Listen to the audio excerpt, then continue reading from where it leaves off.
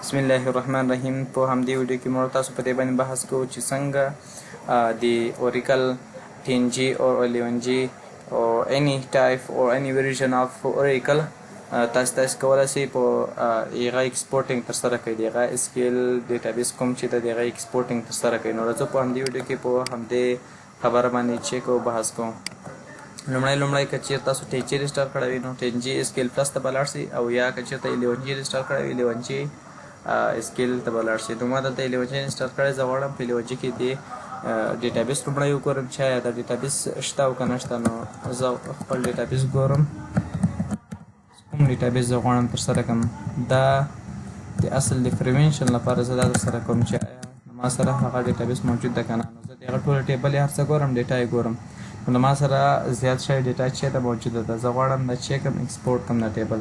نو راځم دلته په رن کې به او یا هم CMD له لارې CMD کې او یا هم په رن کې تاسو دواړه کولی شئ، خو دا اسانه طریقه ده.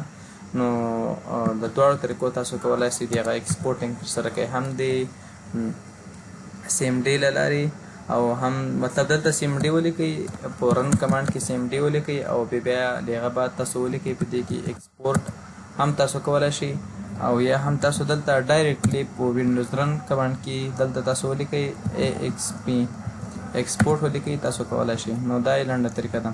نو راځو لومړی د کوم ډیټابیس چې موږ غواړو هغه ایکسپورټ کړو، د هغه یوزر نیم او پاسورډ لیکو. ما سره دا ده او د هغه پاسورډ چې دا ایزیټي ده. نو غواړو دا تاسو ته انټر ارې فیچ بفر سایز، دا بفر سایز تاسو څومره انتخابولی شئ هغه ورته انتخاب کوئ، خو دغه چې دا یو جنرال دی، د کوم سایز چې دغه دومره د ضرورت هغه ما غواړي، مطلب دومره سایز کې دغه به انټر کوئ او له هغه بعد چېرته غواړئ چې دا فایل تاسو ته چې شي ایکسپورټ شي. مثال په ډول باندې زه غواړم چې په C کې یا ډیسکټاپ باندې ماته دا فایل چې شي هغه شي.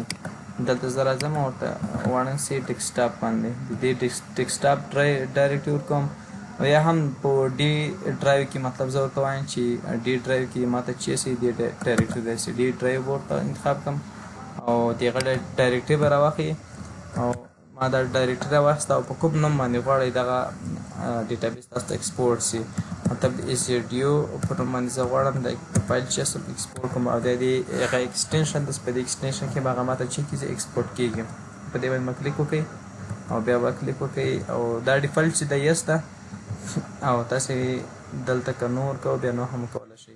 نو دې چې کې به تاسو دوباره بیا د هغه یوزر نیم چیک کړئ، دلته به هغه چیک هغه به ولیکئ، رایټ پې کوئ، نه ټایپ پې کوئ. نو کله چې مو هغه ټایپ کو او له هغه بعد یوزر ته نو دلته به بیا هم تاسو کولی شئ دغه هغه چیسو ایکسپورټینګ روان ده، دومره رو دا ټول رو دی هر څه، نو هغه ایکسپورټینګ ترسره شو. اوس زه غواړم په ډي ډرایو کې د هغه ایکسپورټینګ وګورم. راځم دلته او د هغه ایکسپورټینګ به دلته چې موجود وي. نو زه ډي ډرایو باندې کلیک کوم او د ایزیډي په نوم باندې ما د هغه چې کړی و ایکسپورټینګ ترسره کوي، د ایزیډي په نوم باندې ما هغه ایکسپورټ کړی و. دلته به د ایزیډي په نوم باندې ما ته ډم فایل چې وي یا موجود وي چې هغه ما کوم ایکسپورټ کړی ده، ایزیډیو ډم ایزیډیو دا د ایزیډیو ډم په نوم باندې فایل دغه ده موجود ده چې ما کوم په ډي ډرایو کې هغه چې کړی و ایکسپورټ کړی و، هغه دلته پکې چې ده موجود ده. نو دا و د اوریکل 10G او 11G ایکسپورټینګ